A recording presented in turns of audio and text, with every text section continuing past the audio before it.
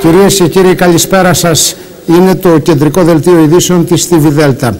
Η κοινή συνέντευξη τύπου τόσο του υποψηφίου Περιφερειάρχη Κώστα Μορφίδη όσο και του βουλευτή του ΣΥΡΙΖΑ Χρήστου Καραγιαννίδη δείχνει το πολιτικό περιεχόμενο που δίνει το κόμμα της αξιωματικής αντιπολίτευσης στις περιφερειακές εκλογές. Σας δούμε τι δήλωσαν. Είμαι χαρούμενος που βρίσκομαι σήμερα στα Πάτρια Εδάφη ως υποψήφιος Περιφερειάρχης. Είμαι χαρούμενος γιατί με τους ανθρώπους που είμαστε στο πάνελ και με τους ανθρώπους που είναι πίσω από τις κάμερες αγωνιστήκαμε για πάρα πολλά χρόνια για να αλλάξει ετούτος ο τόπος. Ως συμπατριώτες, ως κάτοικοι, ως πολίτες, ως ενεργοί πολίτες αυτού του τόπου έχουμε πάρα πολλά χρόνια προσφέρει τη διαθεσιμότητά μας στους αγώνες που έχουν αναπτυχθεί όλα αυτά τα χρόνια για την περιοχή. Και είμαι χαρούμενος γιατί αυτή η πορεία έρχεται να ολοκληρωθεί, αν θέλετε να κατατείνει, στην πρότασή μας αυτή για να πάρουμε την περιφέρεια. Βεβαίως αυτό φαντάζει πλέον δυνατό. Φαντάζει ότι θα πραγματοποιηθεί. Το βλέπουμε μπροστά μας, μας το λέει η κοινωνία, μας το λένε οι άνθρωποι με τους οποίους μιλάμε. Πράγμα που έγινε δυνατό από την αλλαγή την οποία έχουν επιφέρει στη χώρα μας οι μνημονιακές πολιτικές και το ότι δικαιώθηκε η δικιά μας στάση, η δικιά μας πολιτική, η δικιά μας άποψη όλα αυτά τα προηγούμενα χρόνια.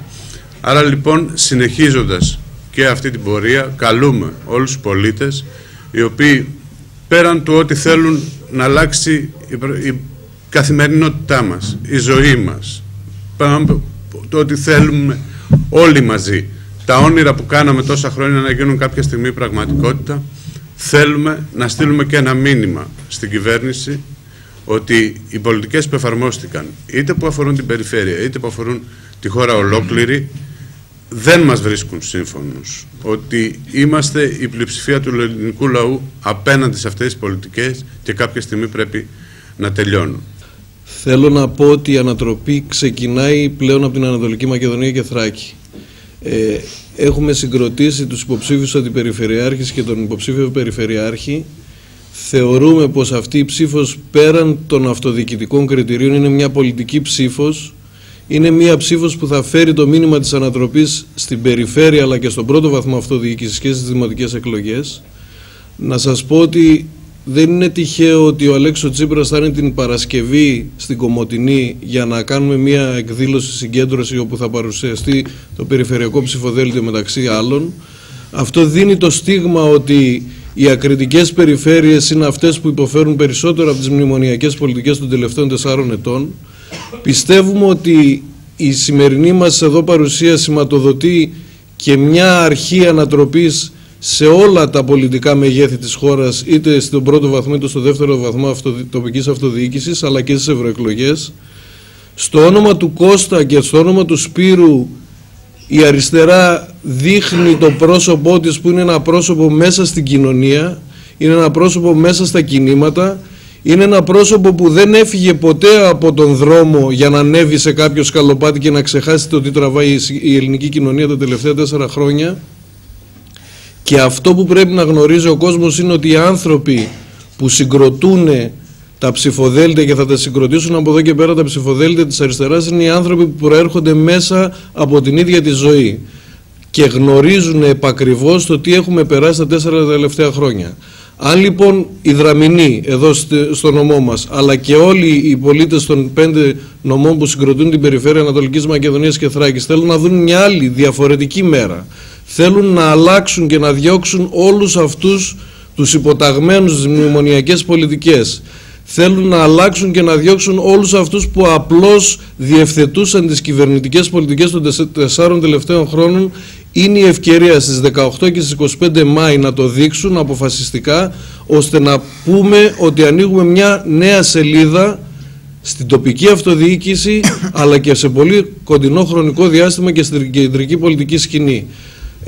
Είμαστε εδώ και θα είμαστε για το επόμενο χρονικό διάστημα να δώσουμε τη μάχη μαζί με τον κόσμο της αριστεράς, αλλά και μαζί με την κοινωνία, ώστε να αλλάξουμε τα πράγματα. Καραγιαννίδη, συνέντευξη τύπου, και μαζί μας στο δελτίο ειδήσεων ο Παναγιώτης ο Γεωργιάδης και ο Βασίλης ο Γραμματικόπουλος. Κύριε, καλησπέρα σας. Και να ξεκινήσω από σένα, Παναγιώτη. Ακούσαμε τον κύριο Μορφίδη, ακούσαμε τον κύριο Καραγιαννίδη. Δίνει τη μάχη ο ΣΥΡΙΖΑ, από ό,τι φαίνεται, για να μπει στο δεύτερο γύρο. Το δικό στο σχόλιο. Από ό,τι άκουσα από τη συνέντευξη, ακόμα έχουμε 70 μέρες μέχρι τις εκλογές, αλλά είναι μια πρώτη κεντρική εικόνα, θα έλεγα. Ναι, κάνανε επίκληση στην αντιμνημονιακή πολιτική της κυβέρνησης και ουσιαστικά λένε αυτό το οποίο λέει και ο ΣΥΡΙΖΑ σε κεντρικό επίπεδο, σε υψηλό επίπεδο, σε επίπεδο ηγεσίας. Ότι δηλαδή αυτές οι εκλογές έχουν δημοψηφισματικό χαρακτήρα. Να σημειώσω εδώ ότι την Παρασκευή θα βρίσκεται στην έδρα της περιφέρειας, στην Κομοτηνή, την Παρασκευή ο Αλέξης ο Τσίπρας. Το πρόγραμμα του δεν έχει γίνει ακόμα γνωστό, ξεκινώντας από εδώ την προεκλογική εκστρατεία, θέλοντας να σηματοδοτήσει κάτι προφανώς. Αυτό που λέγαμε και χθες, ότι δίνει τη μάχη για την περιφέρεια. Ακριβώς. Ωστόσο, θέλω να σημειώσω κάποια πράγματα με βάση αυτά τα οποία είπε ο κ. Καραγιαννίδης, ο οποίος αναφέρθηκε για πρόσωπο μέσα στην κοινωνία, το οποίο έχει ο ΣΥΡΙΖΑ και όλα τα σχετικά. Αυτό το οποίο βιώνω εγώ ή αντιλαμβάνομαι εγώ ή νιώθω εγώ σε ό,τι έχει να κάνει όλες αυτές τις διεργασίες που γίνανε μέχρι τώρα, είναι ότι μάλλον ο κ. Καραγιαννίδης δεν έρχεται πολύ κοντά σε επαφή με την κοινωνία. Και το λέω αυτό διότι ακούω πάρα πολλά παράπονα από την μεγάλη βάση, αν θέλει, των ψηφοφόρων του ΣΥΡΙΖΑ, η οποία δεν είναι κομματικό στέλεχος, δεν είναι κομματικά στελέχη, δεν είναι οργανωμένα στελέχη στο κόμμα. Επίσης αναρωτιέμαι, και είχα και μια συζήτηση τέτοια χθες με γνωρίζοντες και συναδέλφους δημοσιογράφους, ποιοι θα είναι οι μεγάλοι δήμοι τους οποίους θα μπορέσει να κατακτήσει στις επερχόμενες δημοτικές εκλογές ο ΣΥΡΙΖΑ. Η ενδυνάμει κυβέρνηση, να το πω έτσι, διότι ο ΣΥΡΙΖΑ αυτή τη στιγμή παρουσιάζεται ως... Με βάση το Σύνταγμα της χώρας είναι ενδυνάμει κυβέρνηση. Ως η ενδυνάμει κυβέρνηση. Με βάση τις δημοσκοπήσεις τις οποίες έχουμε, θα έλεγα ότι απέχει πολύ από την κατάκτηση οποιοδήποτε μεγάλου δήμου στην χώρα. Είτε στον Πειραιά. Και στον Πειραιά θα δοθεί μια πολύ μεγάλη μάχη, δεν είναι τίποτα βέβαιο. Και αυτό δημιουργεί ακόμα περισσότερα προβλήματα.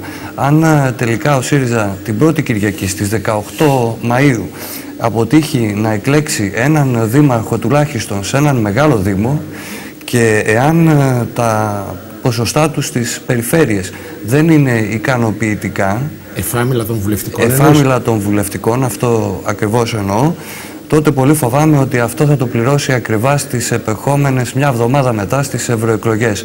Πολύ φοβάμαι ότι θα έχει τεράστια προβλήματα. Μάλιστα, Βασίλη, το δικό σχόλιο. Εγώ πρώτα θα ήθελα να πω ότι δυστυχώς η κοινωνία έχει προσπεράσει την ομαρχιακή του ΣΥΡΙΖΑ εδώ στη Δράμα, αλλά είναι έτοιμη η κοινωνία να κάνει την ανατροπή. Την ανατροπή της εξαθλίωσης, της πείνας, της φτωχοποίησης του ελληνικού λαού. Πιστεύω ότι οι πολίτες, παρακολουθώντας τις εξελίξεις και σε επίπεδο νομού αλλά και γενικότερα στην περιφέρεια, θα τα παραβλέψουν και θα κάνουν την υπέρβαση. Θα δώσουν την ψήφο εμπιστοσύνης, διότι είπαμε οι εκλογές είναι πολιτικές, και θα έρθει η ανατροπή, γιατί όπως γνωρίζουμε όλοι το 2014 θα είναι έτος ανατροπής και ξεκινάμε με τις δημοτικές, τις περιφερειακές και τις ευρωεκλογές, που θα είναι το βαρόμετρο όσον αφορά αν πραγματικά ο λαός θέλει να ξεφύγει από αυτήν την πολιτική που εξαθλιώνει κάθε μέρα τον ελληνικό λαό. Λοιπόν, παραμένουμε στα περιφερειακά, κυρίες και κύριοι, και συνεχίζονται οι διαδικασίες για την συγκρότηση του ανεξάρτητου σχήματος.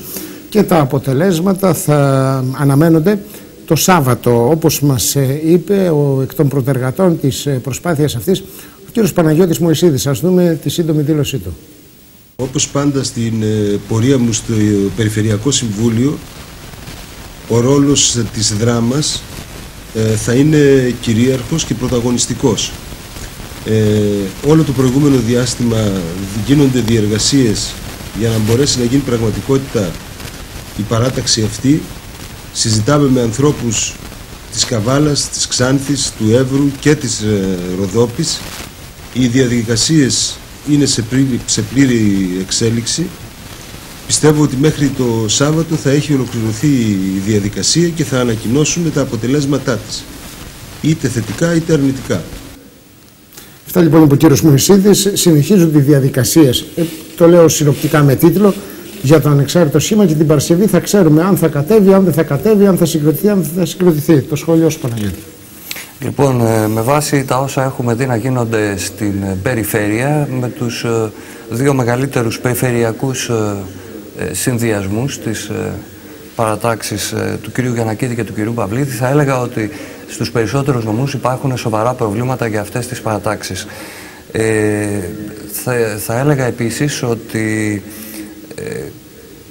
νομίζω ότι ο κόσμος περιμένει μία παράταξη, μία κίνηση, αν το θέλετε, από ανθρώπους οι οποίοι μπορεί να έχουν κάποια κομματική καταγωγή ή έναν πολιτικό προσανατολισμό, αλλά δεν είναι κομματικοποιημένοι, δεν περιμένουν τα χρήματα, να το πω έτσι, τις στηρίξεις, δεν λειτουργούν κάτω από την κεντρική ομπρέλα των Αθηνών ή των κομμάτων τα οποία εδρεύουν εκεί πέρα. Θα έχω την εντύπωση ότι ο κόσμος θα έβλεπε με πολύ καλό μάτι μια κίνηση η οποία θα μπορούσε να αγκαλιάσει και νεοδημοκράτες και ανθρώπους που προέρχονται από το ΠΑΣΟΚ και ανθρώπους οι οποίοι προέρχονται από τη Δημοκρατική Αριστερά, από το Λαϊκό Ορθόδοξο Συναγερμό, από τους ανεξάρτητους Έλληνες και από όλα τα σχήματα. Νομίζω ότι αυτή θα ήταν μια πιο καθαρή και πιο αγνή ματιά σε επίπεδο περιφέρειας. Μάλιστα, Βασίλη, το δικό σου. Εγώ θα σταθώ μόνο σε αυτό που είπε ο Παναγιώτης και συμφωνώ μαζί του, ότι σήμερα υπάρξει μια έλλειψη πρότασης σοβαρής όσον αφορά στην περιφέρεια, διότι όλα αυτά τα χρόνια αυτοί που οδήγησαν την περιφέρεια αλλά και κατ' επέκταση το νομό Δράμας είναι η παράταξη του κυρίου Γιαννακίδη και του κυρίου Παυλίδη. Έτσι. Και οι δύο οδήγησαν την περιφέρεια και την Δράμα σε αυτή την κατάσταση. Τώρα, όσον αφορά σαν πρόταση ότι ενώνονται από όλες τις παρατάξεις και δημιουργούν μια παράταξη για να διεκδικήσουν την περιφέρεια, είναι θετικό. Το θέμα είναι ότι αποδεικνύεται για ακόμη μια φορά ότι η παράταξη του κυρίου Γιαννακίδη και του κυρίου Παυλίδη δεν έχει να προσφέρει τίποτα και όλος η περιφέρεια αναζητεί μια καινούργια πρόταση. Μάλιστα, τελειώσαμε με τα περιφερειακά και να περάσουμε στην αγορά. Και όταν λέμε αγορά, στην συγκεκριμένη περίπτωση, εννοούμε την Κυριακάτικη Αγροτική Αγορά. Σύσκεψη λοιπόν στην Περιφερειακή Ενότητα Δράμας σχετικά με το θέμα της λειτουργίας της αγροτικής αγοράς. Να σημειώσουμε ότι με νόμο που ψήφισε η Βουλή, αγροτική αγορά δεν μπορεί να γίνεται την Κυριακή. Ας δούμε λοιπόν τι συνέβη και τι δήλωσε για το συγκεκριμένο ζήτημα ο Αντιπεριφερειάρχης, ο κ. Ξανθόπουλος. Δεν μας συνέφερε, δεν σας συνέφερε νέα αστυνομία εδώ πέρα. Δεν μπορεί να ξεχωρίσει. Βέβαια. Είμαστε υποχρεωμένοι να τις γράψουμε. 2 ευρώ πρόστιμο. Από τη στιγμή που θα λειτουργήσει το Σάββατο ακόμα και έτσι, το χιλιαρικάκι είναι... Δεν θα πάμε στο άλλο άκρο, δηλαδή. Εμείς, κοιτάξτε να δείτε, εμείς εγώ πριν από λίγο, πριν έρθετε, είπα ότι ακόμα θα προσβάλλουμε και τον νόμο, όπως είναι. Δεν μπορεί να είμαστε παραγωγή μόνο για τις λαϊκές ή μόνο για την αγροτική που γίνεται εδώ πέρα, ή είμαστε παραγωγή ή δεν είμαστε. Εντάξει, μπορεί να το κάνετε ό,τι θέλετε τώρα. Φυσικά θα κάνουμε τα πάντα. Τι θα προσβάλλει τον νομοθέτη, μπορεί να νομοθετεί.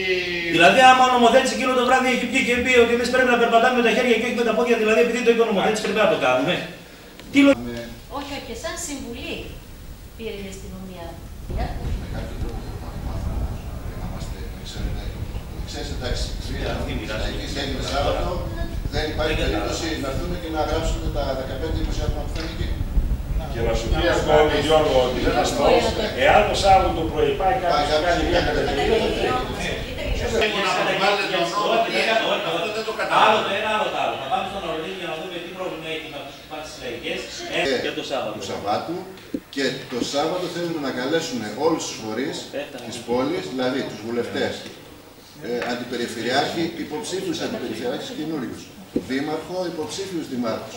Έτσι ώστε και κάποιους άλλους φορείς θα δούμε, αύριο θα καταλήξουμε το απόγευμα στην συνάντηση που θα έχουμε, ποιους θα καλέσουμε, έτσι ώστε αν μπορέσουμε να βγάλουμε μια κοινή απόφαση, το τι θέλουμε εμείς το μοναδικό πράγμα που θέλουμε είναι να δίνει τη δυνατότητα, η μόνη αλλαγή δηλαδή που θέλουμε στον νόμο είναι να δίνει τη δυνατότητα στον κάθε αντιπεριφερειάρχη, ανάλογα με τις ιδιαιτερότητες που υπάρχει σε κάθε νομό, να καθορίζει τον τρόπο λειτουργίας και ποιοι θα συμμετέχουν, ποιες μέρες θα λειτουργεί, πόσες μέρες θα λειτουργεί και ποιοι έχουν δικαίωμα συμμετοχής.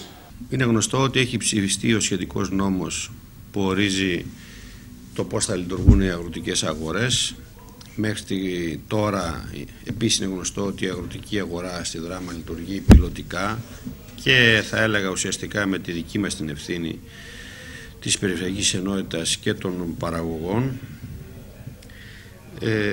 Ο νόμος ορίζει συγκεκριμένα πράγματα που αλλάζουν τα δεδομένα, την ημέρα κυρίως.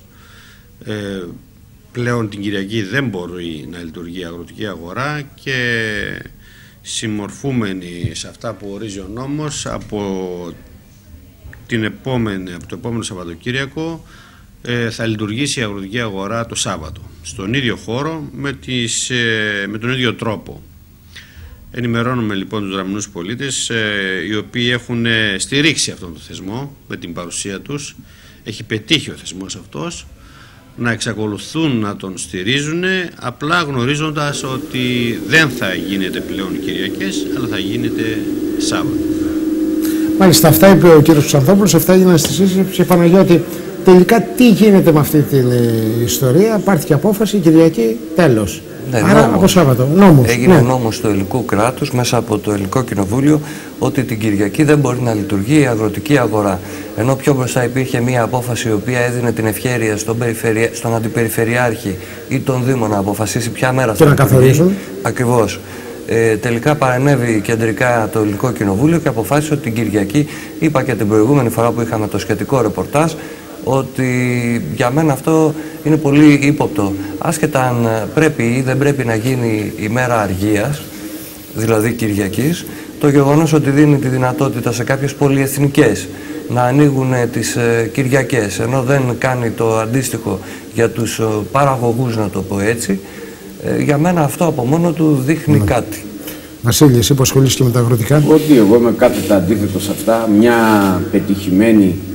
Ένας πετυχημένος θεσμός ο οποίος έξω διαπρέπει σε άλλα κράτη, Αμερική, Ευρώπη, εδώ έρχεται και μόνο αποτυχία. Δυστυχώς είπαμε εδώ στην Ελλάδα, άσχετοι άνθρωποι σε κάποια θέματα τα οποία δεν γνωρίζουν. Έπρεπε και πρέπει να ξαναεπανέλθει μέσα από νόμο, αφού ψήφισαν τώρα νόμο, η περιφέρεια να παίρνει τις πρωτοβουλίες. Το κέντρο, το αθηνοκεντρικό κέντρο, δεν μπορεί να παίρνει όλο εξουσίες και να δίνει λύσεις στα προβλήματα. Πρέπει αυτό να το ξεχάσουμε. Μια πετυχημένη αγορά στη Δράμα με πολλή δράση και πολλούς αγρότες κατάφερε σήμερα μέσα από το νομοσχέδιο που ψήφισε και να πάνε μόνο εντροπή. Αυτά τα πράγματα μόνο στη χώρα μας είπε. Μάλιστα. Αλλάζουμε θέμα, κυρίες και κύριοι, και πάμε πάλι στα περιφερειακά, όχι όμως στις εκλογές, όχι στους υποψήφιους περιφερειάρχες. Κανονικά λοιπόν προχωράει η ανακύκλωση στην περιφέρεια Ανατολικής Μακεδονίας και Θράκης, με την Διαμάθ να ολοκληρώνει το σχεδιασμό, διαθέτοντας τα απαραίτητα υλικά στους δήμους οι οποίοι ενδιαφέρονται. Ας δούμε το σχετικό ρεπορτάζ. 650 μπλε κάδους και 4 ειδικά απορριμματοφόρα παρέλαβε ο Δήμος της Ξάνθης μαζί με τον υπόλοιπο εξοπλισμό για τη λειτουργία του Κέντρου Διαχείρισης Ανακυκλώσιμων Υλικών από τη Διαμάθ στο πλαίσιο της Περιφερειακής Διαχείρισης Απορριμμάτων. Το Δημοτικό Συμβούλιο της Ξάνθης ενημερώθηκε από τον Δήμαρχο Δράμας Κυριάκο Χαρακίδη, πρόεδρο της Διαμάθ, για τον τρόπο που προχωράει η ανακύκλωση στην περιφέρεια. Όπως σημείωσε ο Δήμαρχος της Δράμας, το ΚΔΑΙ της Ξάνθης θα ξεκινήσει τη λειτουργία του σε συνδυασμό με τη λειτουργία του ΚΔΑΙ Αλεξανδρούπολης. Θα καλύπτει τις ανάγκες όλης της περιφέρειας σε διαχείριση ανακυκλώσιμων υλικών που συλλέγονται σε μπλε κάδους. Μια σειρά από άλλες εγκαταστάσεις και προμήθειες στο ολοκληρωμένο πρόγραμμα διαχείρισης προχωρά παρά τα προβλήματα του παρελθόντος. Στο μέλλον, η Ξάνθη θα έχει περίπου 2.000 πράσινους κάδους για τα ζυμώσιμα υλικά και 650 κάδους μπλε χρώματος για τα ανακυκλώσιμα που θα συλλέγονται από διαφορετικά απορριμματοφόρα. Δεν θα υπάρχει διαλογή στην πηγή, που είναι η καλύτερη μέθοδος, αλλά κάδοι με 2 χρώματα, προσθέτοντας ότι η Ελλάδα και η περιφέρεια δεν υστερούν ιδιαίτερα σε σχέση με την υπόλοιπη Ευρώπη. Η Διαμάθ, όπως ανέφερε ο πρόεδρος της, που έχει αναλάβει τη διαχείριση των απορριμμάτων, ήταν σε τέλμα και πλέον λειτουργεί κανονικά με το νέο της Διοικητικό Συμβούλιο, επιχειρώντας να τρέξει το σχέδιο διαχείρισης για την ανακύκλωση στους Δήμους, θα έχει σημαντικά περιβαλλοντολογικά και οικονομικά ωφέλη. Αυτά λοιπόν από την Διαμάθ και την παρουσία του Δημάρχου της Δράμας και Πρόεδρου της Διαμάθ στο Δημοτικό Συμβούλιο της Ξάνθης. Και Παναγιώτη, το πρώτο σχόλιο από σένα. Ναι, είναι μια ιστορία για την οποία έχουμε καθυστερήσει πάρα πολύ εδώ στην Ελλάδα, θα πω, δεν θα πω για την περιφέρεια. Δεν είναι πρόβλημα της δικής μας περιφέρειας, είναι ένα θέμα το οποίο αφορά συνολικά τη χώρα. Γνωρίζουμε όλοι πόσες φορές έχει καταδικαστεί στα ευρωπαϊκά δικαστήρια για αυτή την ιστορία. Το γεγονός ότι προχωρά με ταχύς ρυθμούς, θα έλεγα, η παροχή των υλικών και όλο το πρόγραμμα το οποίο πρέπει να γίνει προκειμένου να στηθεί καλά αυτή η ιστορία είναι προς τα θετικά.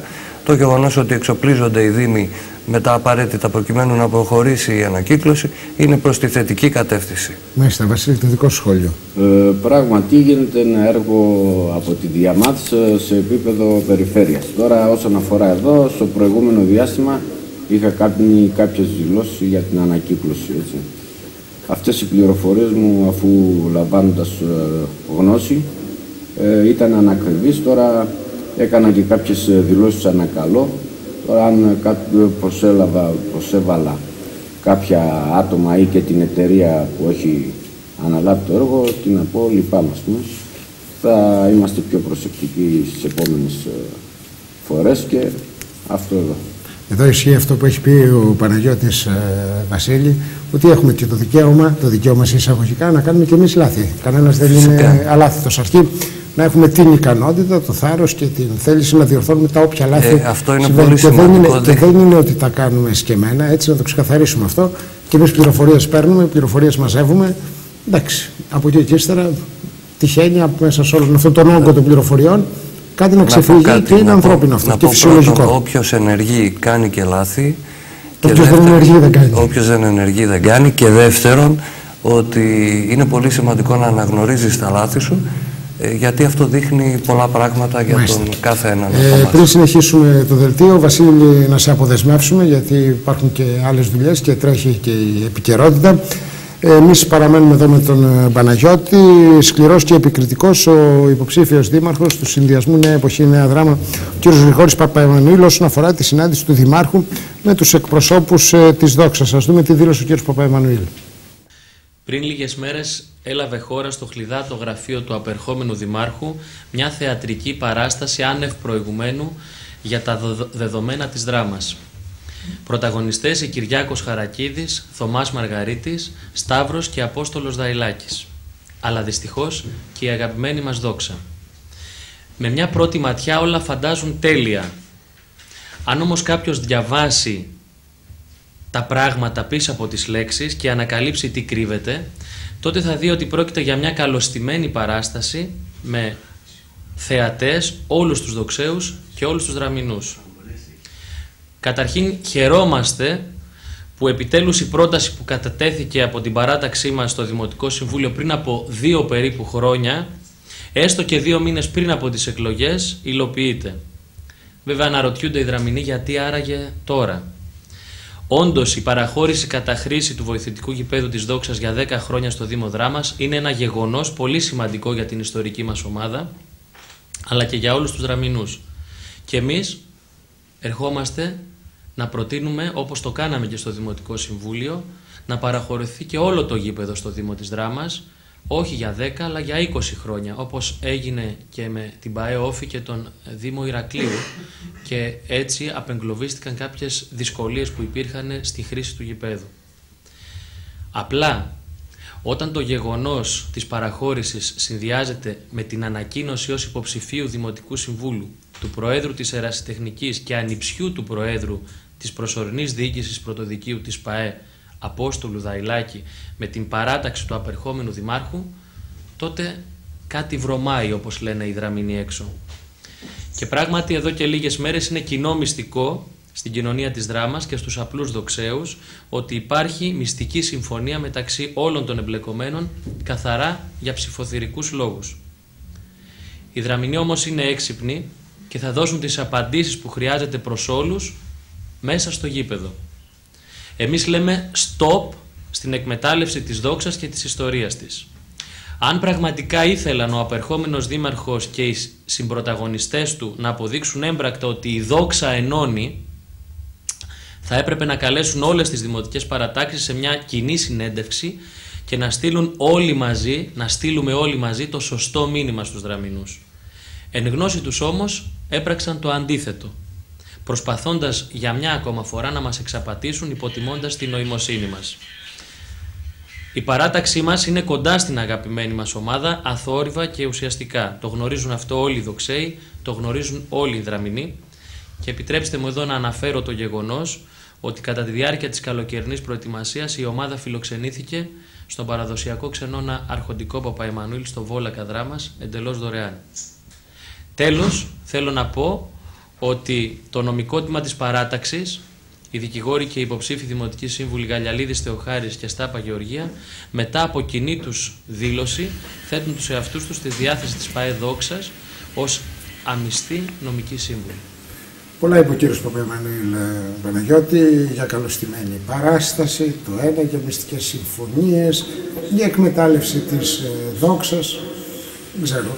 Εγώ δεν είμαι γνώστης των αθλητικών και των παρασκηνίων των αθλητικών. Άμα θέλουν παραπολιτικά και τέτοια περιφέρειες, εκλογές κτλ., έχω πάρα πολλά. Εδώ δηλώνω άγνοια και να το πω αυτό. Με ενδιαφέρει καταρχάς το αποτέλεσμα. Με ενδιαφέρει αυτό το οποίο υποσχέθηκε, μάλλον αυτό το οποίο συμφωνήθηκε μεταξύ της Δόξας Δράμας, του Εραστέχνη, αν δεν κάνω λάθος, ο οποίος διαχειρίζεται το χώρο, έχει την ευθύνη, την ιδιοκτησία, και μεταξύ του Δήμου της Δράμας να υλοποιηθεί, να γίνει πράξη προς όφελος των φιλάθλων, των οπαδών και των δημοτών. Από εκεί και πέρα, αυτά τα οποία είπε ο κύριος Παπαϊμανουήλ, για το αν υπάρχουν μυστικές συμφωνίες ή υπάρχει κάτι άλλο από πίσω και όλα τα σχετικά, αυτά θα τα κρίνει ο ψηφοφόρος, ο δημότης, ο πολίτης, ο οποίος θα κληθεί στις 18 Μαΐου να επικυρώσει ή να μην επικυρώσει αυτές τις λογικές, αυτές τις τακτικές και αυτές τις επιλογές. Μάλιστα. Αλλάζουμε θέμα, κυρίες και κύριοι, και περνάμε στην κεντρική πολιτική σκηνή. Περίεργη χαρακτήρισε την πρόσφατη δημοσκόπηση της περασμένης Κυριακής στην εφημερίδα Το Βήμα ο βουλευτής του ΣΥΡΙΖΑ Χρήστος Καραγιαννίδης. Ας δούμε τι δήλωσε για αυτή τη δημοσκόπηση. Καταρχήν να πω, αν εννοείται τη δημοσκόπηση στο Βήμα, είναι μια περίεργη δημοσκόπηση, γιατί δεν δίνει το σύνολο της χώρας και κατά δεύτερον δίνει με διαφορετικά ερωτήματα, προσπαθεί να βγάλει γενικόλογα συμπεράσματα. Εμείς λοιπόν θεωρούμε ότι ο ΣΥΡΙΖΑ είναι πρώτος αυτή τη στιγμή ως πολιτικό κόμμα στη χώρα και θα είναι και πρώτος και στις ευρωεκλογές, και πιστεύουμε ότι και στις περιφερειακές και στις αυτοδιοικητικές εκλογές θα έρθει μια ανατροπή η οποία θα αλλάξει συνολικά το χάρτη της χώρας. Ο κ. Καραγιαννίδης θεωρεί περίεργη τη δημοσκόπηση, μια και δεν εμφανίστηκε. Το ποτάμι δεν προχωρεί προγραμματικές δηλώσεις, χωρίς τίποτα. Ξαφνικά και με τον τρόπο που εμφανίστηκε, τα κατήγγειλε και ο κ. Πάγκαλος αυτή τη δημοσκόπηση. Δεν ξέρω τι γίνεται. Πριν καλά μάθουμε το όνομά του, Γιάννη, το βαφτίσαμε. Λοιπόν, έχω πει αρκετές φορές ότι οι δημοσκοπήσεις πλέον είναι πάρα πολύ περίεργες. Αν μη τι άλλο, είναι αντιεπιστημονικές, διότι μας έχει υποθεί, γνωρίζουμε όλοι πώς διεξάγονται. Το τόνισε πολύ εύστοχα και ο κύριος Πάγκαλος, ότι κατευθύνονται με ερωτήσεις και το αποτέλεσμα το παρουσιάζουν όπως επιθυμούν οι ίδιοι. Έχω πει πάρα πολλές φορές τα τελευταία 2 χρόνια ότι έπρεπε ή πρέπει να έχει παρέμβει η δικαιοσύνη προς αυτή την κατεύθυνση, διότι το να κατευθύνει την κοινή γνώμη για συγκεκριμένους λόγους και αιτίες είναι ένα αδίκημα. Έτσι. Θα πρέπει η δικαιοσύνη πλέον να δει το θέμα πάρα πολύ λεπτά, προκειμένου να μην κάνει ο καθένας ό,τι θέλει. Μάλιστα. Και παραμένουμε στην κεντρική πολιτική σκηνή και στο θέμα της διάστασης απόψεων ανάμεσα στην βουλευτή του ΣΥΡΙΖΑ Ζωή Κωνσταντοπούλου και του βουλευτή Δράμας Νέας Δημοκρατίας Δημήτρη Κυριαζίδη. Αναφέρθηκε ο ίδιος ο κύριος Κυριαζίδης. Ο κύριος Κυριαζίδης ήταν ιδιαίτερα αιχμηρός προς την συνάδελφό του της αντιπολίτευσης. Στη δήλωσή του, ας ακούσουμε τι απάντησε στην ερώτηση του συνάδελφου του Παναγιώτη του Ηλιάδη. Είναι δυνατόν όποιες παρεμβάσεις κάνετε να θεωρηθούν μέσα στην Επιτροπή της Βουλής ως αντιπαράθεση, και εννοώ επειδή πήρε διάσταση και πανελλήνια στα μέσα ενημέρωσης και την τηλεόραση, την φράση που είπατε στην κυρία Κωνσταντοπούλου, με δεδομένο να εμφανιστεί μια εικόνα, είναι αντικείμενο πολιτικής μια τέτοια συμπεριφορά ή ψάχνουμε να βρούμε ρίσματα για να κάνουμε αντιπαράθεση? Η πολιτική δεν έχει βάθος κατά την άποψή σας? Είπατε μια φράση, έπρεπε να δοθεί μια τέτοια διάσταση. Κάποιοι αναζητούν κάποιο τρόπο να είναι στην επικαιρότητα, να επιδεικνύονται με κάποιο τρόπο, αλλά ξέρετε όλα έχουν ένα τέλος. Αυτό το διαρκές παραλήρημα μεγαλείου από την συγκεκριμένη συνάδελφο, που συζήτησα και κατηδίαν και της είπα πάρα πολλές φορές, ενώ έχεις δίκιο σε ορισμένα σημεία, το χάνεις κάτω από την υπερβολή. Πριν έρθουμε στην όποια τελική αναφορά που βγήκε μέσα από τα μέσα ενημέρωσης, υπήρχε μια αντιπαράθεσή μας για το ζήτημα της νομικής προστασίας ή του συνήγορου του αστυνομικού, ότι υιοθετήθηκε από πλευράς του Υπουργού Δημόσιας Τάξης η θέση μου, και εκεί δημιουργήθηκε μια αντιπαράθεση μεταξύ μας.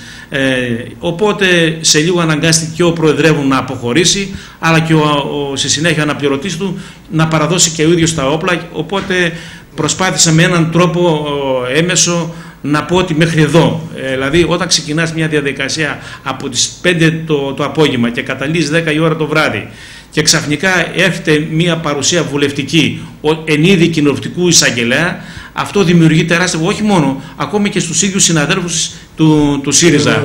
Είναι μια πρόκληση από πλευράς της, καταλαβαίνουμε την παρουσία της, ανεχόμαστε, είμαστε υποχρεωμένοι, αλλά οφείλουμε στη συζήτηση να υποθούν και ορισμένα πράγματα όσον αφορά και τις αντοχές μας, αλλά και τη δυνατότητα της δικής της ολοκλήρωσης.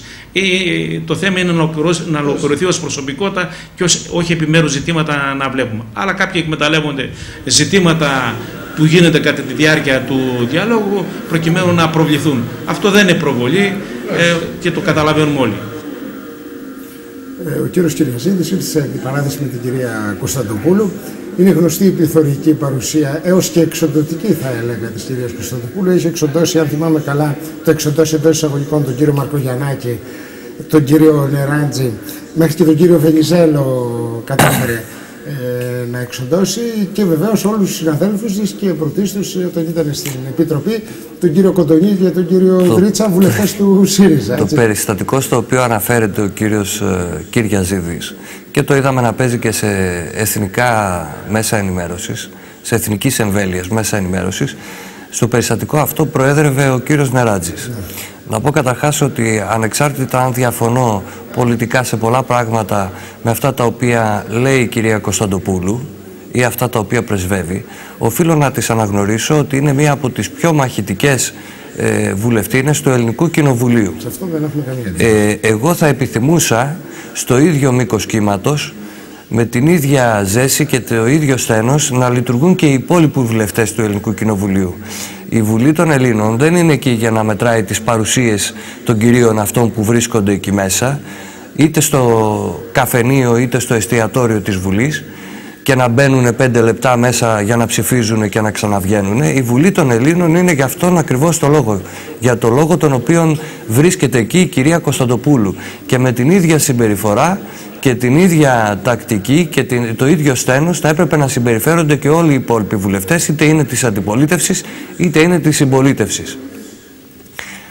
Να πω επίσης ότι παρακολούθησα το σχετικό βίντεο με την υπόθεση η οποία αφορούσε τη διένεξη μεταξύ του κυρίου Κυριαζίδη και της κυρίας Κωνσταντοπούλου στη συγκεκριμένη επιτροπή με προεδρεύοντα τον κύριο Νεράντζη, και ότι όντως μου δόθηκε εντύπωση, αυτό κατάλαβα εγώ, ο τρόπος με τον οποίο απάντησε ή μάλλον πήρε το λόγο μόνος του ο κύριος Κυριαζίδης και είπε τη φράση «αφήστε την κυρία να ολοκληρώσει», μου δόθηκε εντύπωση ότι πρόκειται για ένα σεξιστικό πράγματι σχόλιο.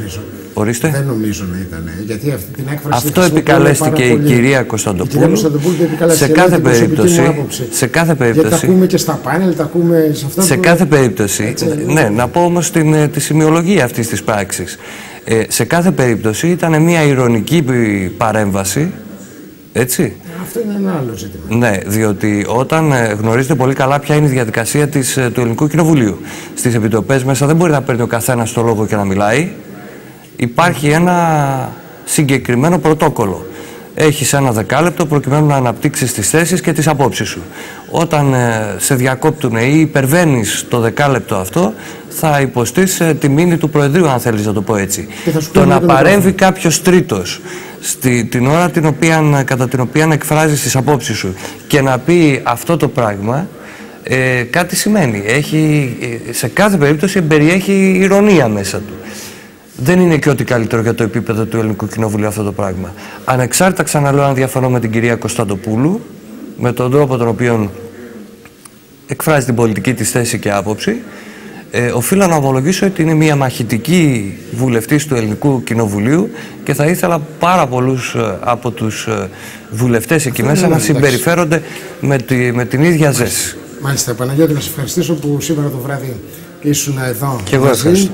Κυρίες και κύριοι, εμείς παραμένουμε στο δελτίο ειδήσεων γιατί έχουμε και άλλα θέματα. Χρειάζεται ο τρίτος πόλος στη χώρα, τονίζει ο κύριος Χατζηγεωργίου, από την πλευρά της Δήμαρ. Ένας τρίτος πόλος προοδευτικός και αυτό το σημειώνει με έμφαση. Ας δούμε τι δήλωσε. Ο πρόεδρος της Σοφώτης ο Κουβέλης είναι ότι πραγματικά χρειάζεται ο τρίτος πόλος στην πολιτική ζωή της χώρας. Δηλαδή ανάμεσα στο χώρο μεταξύ Νέας Δημοκρατίας και ΣΥΡΙΖΑ να υπάρξει ο χώρος του δημοκρατικού σοσιαλισμού, όπου δημοκράτες, κεντρώοι, σοσιαλιστές, σοσιαλδημοκράτες και οικολόγοι θα μπορέσουν να συνευρεθούν. Αυτός ο τρίτος πόλος όμως δεν μπορεί παρά να είναι προοδευτικός και να έχει συγκεκριμένη αφήγηση και συγκεκριμένο πρόγραμμα για το σήμερα και το αύριο του τόπου. Όχι σε ένα σχήμα τύπου ελιάς όπως προσπαθεί να δημιουργήσει το ΠΑΣΟΚ, όπου δεν γίνεται καμία αναφορά στο σήμερα και όπου δεν γίνεται καμία κριτική στις εφαρμοζόμενες κυβερνητικές πολιτικές. Εμείς θέλουμε μια προοδευτική συνεργασία, συμμαχία όλου αυτού του χώρου με σκοπό να ανατραπούν αυτές οι πολιτικές, να αλλάξουν αυτές οι κυβερνητικές πολιτικές. Ο χώρος αυτός δεν έχει σημασία πώς βαφτίζεται για επικοινωνιακούς λόγους, αλλά αν έχει να πει κάτι ουσιαστικό και προοδευτικό. Άρα λοιπόν πράγματι υπάρχει πεδίο δόξης λαμπρών σε όσους θέλουν να υπάρχει ένα προοδευτικό πρόγραμμα που θα αντιμετωπίσει τα λαϊκά προβλήματα. Εάν δεν θέλουμε να συζητάμε για αυτά και απλώς θέλουμε για επικοινωνιακούς λόγους να βγάζουμε προς τα έξω ότι δημιουργούμε συνεργατικά σχήματα απλώς για να κλέψουμε ψήφους των πολιτών, τότε μας αυτό δεν μας αφορά. Παραμένουμε, κυρίες και κύριοι, στην κεντρική πολιτική σκηνή και για την εναρμόνιση της νομοθεσίας που αφορά την αστυνομία με την ευρωπαϊκή πραγματικότητα με βάση τον νόμο που ψηφίστηκε. Μίλησε ο κύριος Δημήτρης Κυριαζίδης, ας τον ακούσουμε. Ήταν καιρός, επιτέλους και η ελληνική αστυνομία να εναρμονιστεί μπροστά ευρωπαϊκά δεδομένα, αλλά και όχι μόνο, έτσι ώστε επιτέλους να υπάρξει μια ειδίκευση και στο χώρο της αστυνομίας. Βλέπετε σε άλλους χώρους ότι έχουμε ειδικότητες και μάλιστα στο ίδιο αντικείμενο πολλαπλές ειδικότητες. Εμείς δυστυχώς δεν είχαμε μια ειδικότητα και για να είμαστε πιο συγκεκριμένος, βλέπουμε κάθε λίγο και λιγάκι κάποιος αστυνομικός να υπηρετεί στην ασφάλεια, την επόμενη μέρα να υπηρετεί στο αστυνομικό τμήμα, την μεθεπόμενη εβδομάδα να υπηρετεί στην τροχέα. Δηλαδή ήταν ένα σώμα το οποίο κινιόταν κατά περίπτωση. Γεγονός που δημιουργούσε και δημιουργεί προβλήματα. Άρα ήταν αρχικά δομικά να αντιμετωπιστεί το ζήτημα. Αυτός ο νόμος δίνει ένα πλαίσιο, ένα σκελετό, ένα περίγραμμα το οποίο στη συνέχεια πρέπει να κτιστεί, βεβαίως πιστεύω και με τις θέσεις των εργαζομένων, των εκπροσώπων τους, αλλά και με την παρέμβαση των κομμάτων. Αυτό ζητήθηκε και έτσι πρέπει να γίνει. Άρα απλά κάναμε το πλαίσιο και δώσαμε την δυνατότητα ότι πλέον η αστυνομία παίρνει μία εξειδίκευση. Δημιουργείται η Ακαδημία ως ένα νομικό πρόσωπο δημοσίου δικαίου με πανεπιστημιακή κατεύθυνση. Θετικό αυτό, απόλυτα, ως ανώτατη σχολή, με την υποχρέωση για μεταπτυχιακά κλπ. Ζητήματα που έχουν να κάνουν με τη βελτίωση και του αστυνομικού προσωπικού σε επίπεδο εκπαίδευσης και παιδείας. Βεβαίως η σχολή Αστιφυλάκων χαρακτηρίζεται ως ανώτερη σχολή με ίδια χαρακτηριστικά, άρα υπάρχει και εκεί μία αναβάθμιση. Δημιουργούνται θεσμοί όπως αυτός ο συνήγορος του αστυνομικού, του πυροσβέστη, αλλά δημιουργούνται και από πλευράς ιατροπρακτικής περίθαλψης ζητήματα που ενισχύουν τη υγειονομική θέση του αστυνομικού. Εν πάση περιπτώσει, θα ήθελα να πω κοντολογής ότι έχουμε πλέον στην ουσία 3 κατευθύνσεις, η οποία θα καλύπτει τις ανάγκες της ελληνικής αστυνομίας. Ένα που θα έχει, και κατανομό βεβαίως, θα έχει την τάξη και την τροχέα, και ένα την ασφάλεια του πολίτη, και ένα τρίτο που έχει να κάνει με τη μετανάστευση. Του τεστ δηλαδή έχουμε 3 κλάδους, 3 κορμούς στην ελληνική αστυνομία, με καθαρό πλέον αντικείμενο. Αυτός που θα υπηρετεί στην ασφάλεια θα υπηρετεί στην ασφάλεια. Αυτός που υπηρετεί στην τροχέα το ίδιο, αυτός που υπηρετεί στα ζητήματα που είπαμε που έχουν με τη μετανάστευση, εκεί. Άρα μπαίνουμε σε μια ειδικότητα από πλευράς των αστυνομικών. Το ζήτημα των μετακινήσεων που ενδιαφέρει το αστυνομικό προσωπικό και ήταν ένας φόβος τους που εκφράστηκε, δεν πρόκειται να υπάρξει κάποια αλλαγή, ούτε υπάρχει κάποιος κίνδυνος. Η λειτουργία των εκπροσώπων των συνδικαλιστικών οργανώσεων παραμένουν στη μορφή και στη θέση που ήταν, άρα το προσωπικό εκείνο που έχει να κάνει είναι να επιλέξει τη συνέχεια. Αυτά θα δοθούν με προοδικά διατάγματα. Ζητούμενο από τους αστυνομικούς να υπάρχει μια εξειδίκευση, και αυτό είναι σημαντικό. Για τον τόπο μας εδώ, επειδή είχαμε συγκεκριμένα ζητήματα, θα πρέπει να πούμε τώρα ότι ναι, δημιουργείται μια διεύθυνση που έχει την τάξη και τροχέα και μια διεύθυνση που έχει την ασφάλεια. Ναι. Έτσι δεν αλλάζει τίποτα σε ό,τι αφορά το αστυνομικό προσωπικό. Εκείνο που είχαμε ένα πρόβλημα και μπορέσαμε με δική μου παρέμβαση να υπάρξει μια λύση, είναι αυτοί οι αστυνομικοί οι οποίοι υπηρετούν στο Παρανέστη, στο κέντρο υποδοχής εκεί των μεταναστών, ενώ σε άλλα κέντρα όπως είναι στον Εύρο και Ξάνθη και Κομοτηνή, Ροδόπη, υπήρχε μια μοριοδότηση αυτών των αστυνομικών που αποσπώνται για να ενισχύσουν. Δεν υπήρχε μια μοριοδότηση, αυτό έχει θεσμοθετηθεί και με νόμο πλέον, άρα και οι αστυνομικοί που υπηρετούν στον τόπο μας και είναι από τον τόπο μας ενισχύεται, δηλαδή διασφαλίζονται σε αυτό το επίπεδο. Οι τράπεζες θα πρέπει να είναι υπό δημόσιο έλεγχο, τονίζει ο βουλευτής του ΣΥΡΙΖΑ, ο κύριος Χρήστος Καραγιαννίδης, που σημειώνει ότι το τραπεζικό σύστημα θα περάσει υπό δημόσιο έλεγχο όταν θα γίνει κυβέρνηση ο ΣΥΡΙΖΑ. Καταρχήν να σας πω ότι οι τράπεζες θα έπρεπε να είναι στο δημόσιο έλεγχο, γιατί οι Έλληνες φορολογούμενοι τις έχουν πληρώσει μέχρι τώρα 200 δισεκατομμύρια. Αυτό σημαίνει ότι θα κάνουμε το αυτονόητο. Ότι το τραπεζικό σύστημα θα περάσει υπό δημόσιο έλεγχο, μιας και το έχουμε πληρώσει τα τελευταία 3 χρόνια 5 και 6 φορές παραπάνω από ό,τι αξίζουν. Με αυτήν λοιπόν τη λογική εμείς θα εφαρμόσουμε αυτό που ήδη υπάρχει σήμερα στην πραγματικότητα. Απλώς η κυβέρνηση ελληνική με ένα νόμο που πέρασε προσπαθεί να δώσει πίσω στους ιδιώτες τα τραπεζικά ιδρύματα, τη στιγμή που, ξαναλέω, έχουμε δώσει περί τα 200 δισεκατομμύρια ως υποστήριξη στις τράπεζες αυτές. Και μάλιστα πάνω τις πέρασε με το νομοσχέδιο ότι οι μετοχές αυτή τη στιγμή όλων των τραπεζών που είναι πλήρως απαξιωμένες θα αγοράσουν πίσω οι τραπεζίτες στις τράπεζές τους για ένα κομμάτι ψωμί. Αυτό δεν μπορεί να ισχύσει. Και αυτό εμείς το λέμε εξ αρχής ότι δεν θα ισχύσει. Όταν ο ΣΥΡΙΖΑ θα έρθει στην κυβέρνηση, οι τράπεζες θα είναι υπό δημόσιο έλεγχο και οι τραπεζίτες θα πάνε στα σπίτια τους. Στην παγκοσμίου φήμης τουριστική έκθεση του Βερολίνου ήταν η Περιφέρεια Ανατολικής Μακεδονίας και Θράκης, με οργανωτή την Περιφερειακή Ενότητα Δράμα. Σας με τι δήλωσε για το ζήτημα ο Αντιπεριφερειάρχης, ο κύριος Γιάννης Ξανθόπουλος. Είναι γνωστό ότι η διεθνής έκθεση τουρισμού του Βερολίνου είναι η μεγαλύτερη στον κόσμο. Χρόνια προβάλλεται εκεί η χώρα μας. Ο ΕΟΤ νοικιάζει χώρο, μεγάλο χώρο θα έλεγα, όπου εκεί φιλοξενεί επαμοιβή βέβαια, πληρώνοντας τις περιφέρειες και τους άλλους θεσμικούς οι οποίοι θέλουν να προβάλλουν τον τουρισμό της Ελλάδος. Η Περιφέρεια Ανατολικής Μακεδονίας και Θράκης ήταν εκεί.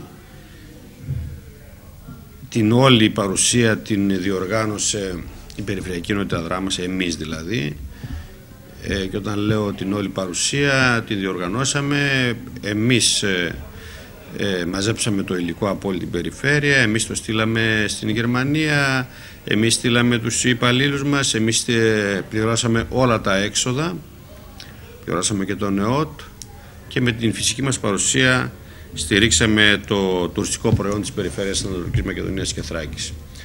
Διαθέσαμε όλο το έντυπο και ηλεκτρονικό υλικό που είχαμε στη διάθεσή μας, περίπου 600 κιλά εντύπων διατέθηκαν. Ίσως υπάρχει μια κριτική εάν αυτός ο τρόπος είναι ο καλύτερος για την προβολή του προϊόντος μας. Θα έλεγα ότι και αυτός ο τρόπος προσφέρει, αλλά θα έπρεπε να υπάρχει παρουσία ανθρώπων οι οποίοι δραστηριοποιούνται γύρω από τον τουρισμό της περιφέρειας, τουριστικοί πράκτορες, ξενοδόχοι και ούτω καθεξής, οι οποίοι με την παρουσία τους εκεί και σε επαφή με άλλους που δραστηριοποιούνται από άλλες χώρες στον τουρισμό να κλείσουν συμβόλαια και να γίνουν οι επαφές. Σε αυτόν τον τομέα νομίζω υστερήσαμε σαν περιφέρεια. Δεν ξέρω γιατί δεν ανταποκριθήκαν όλοι αυτοί οι οποίοι ασχολούνται με τον τουρισμό στην περιφέρειά μας. Τους διαθέσαμε δηλαδή δωρεάν το χώρο, πήγαμε το υλικό τους το τουριστικό, θα έπρεπε με την παρουσία τους να στηρίξουν τον ίδιο τον εαυτό τους. Όμως πιστεύω, επειδή είναι ένας ολόκληρος κόσμος εκεί που ασχολείται με τον τουρισμό, θα έλεγα εκατοντάδες χιλιάδες κόσμος περνάει από την έκθεση του Βερολίνου, με αυτή την έννοια ήταν μια επιτυχημένη διοργάνωση. Αντιδημοκρατικό, αδιαφανές και αναποτελεσματικό χαρακτήρισε τον Καλλικράτη ο υποψήφιος αντιπεριφερειάρχης του ΣΥΡΙΖΑ εδώ στη Δράμο, ο κύριος Σπύρος Τουρτούρης. Σας τον ακούσουμε. Το σχέδιο του Καλλικράτη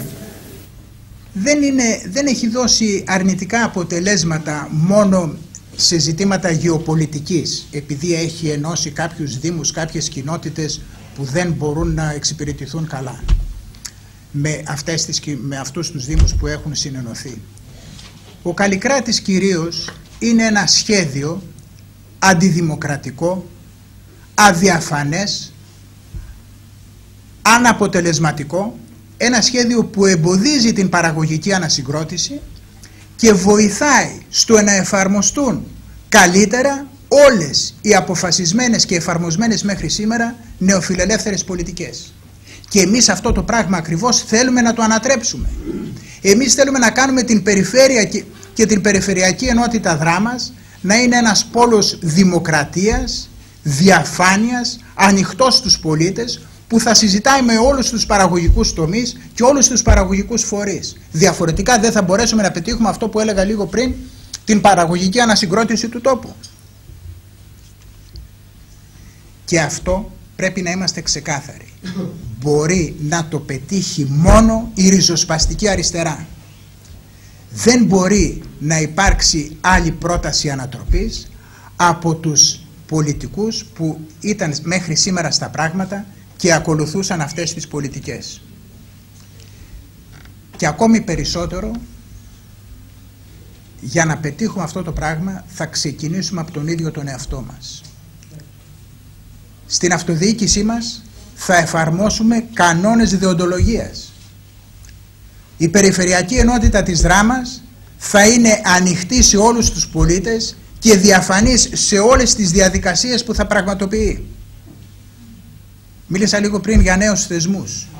Είναι απαραίτητοι νέοι θεσμοί που θα δίνουν δυνατότητα σε όλους τους παραγωγικούς φορείς, σε όλους τους πολίτες να εκφράζουν τη γνώμη τους και να μπορεί η περιφέρεια και η περιφερειακή ενότητα να κάνει κτήμα της την γνώμη των πολιτών, την γνώμη των φορέων και να την μεταφράζει σε πολιτική πράξη. Και γι' αυτό θα εφαρμόσουμε καινούργιες επιτροπές που σήμερα δεν υπάρχουν. Πρώτα και κύρια, κοινωνική επιτροπή, μόνιμη κοινωνική επιτροπή, οικονομική επιτροπή και ό,τι άλλο χρειαστεί για να μπορέσουμε να απαντήσουμε στα προβλήματα των πολιτών. Ιδιαίτερο ενδιαφέρον δείχνει, κυρίες και κύριοι, η Δημοκρατική Αριστερά όσον αφορά την παράταξη Project 2020, όπως τονίζει ο εκπρόσωπός, ο κύριος Χατζηγεωργίου. Το θεωρεί ένα ενδιαφέρον πείραμα για την αυτοδιοίκηση που νέοι άνθρωποι θέλουν να ενδιαφερθούν για τα κοινά. Ας δούμε τι δήλωσε για το ζήτημα. Αναμένουμε με πολύ μεγάλο ενδιαφέρον να δούμε τις διαδικασίες του Project Drama 2020 πώς θα εξελιχθούν. Για μας θεωρούμε ότι είναι ένα πάρα πολύ ενδιαφέρον πείραμα τόσοι νέοι άνθρωποι να θέλουν να ασχοληθούν με τα κοινά και να διαμορφώσουν μια αυτοδιοικητική παράταξη με όρους, προϋποθέσεις, πρόγραμμα, δημοκρατικές διαβουλεύσεις που και είναι στο δικό μας DNA το πολιτικό. Άρα λοιπόν πραγματικά συμμετέχουμε και παρακολουθούμε όλες αυτές τις διεργασίες. Περιμένουμε με ενδιαφέρον να δούμε ποιο θα είναι το αποτέλεσμα και αν θα καταφέρει το project να συμμετάσχει στις επόμενες δημοτικές εκλογές, κάτι το οποίο θα εκτιμήσουμε ανάλογα. Κυρίες και κύριοι, στο σημείο αυτό ολοκληρώθηκε το κεντρικό δελτίο ειδήσεων της TV Delta. Από όλους εμάς ένα όμορφο απόγευμα. Γεια σας.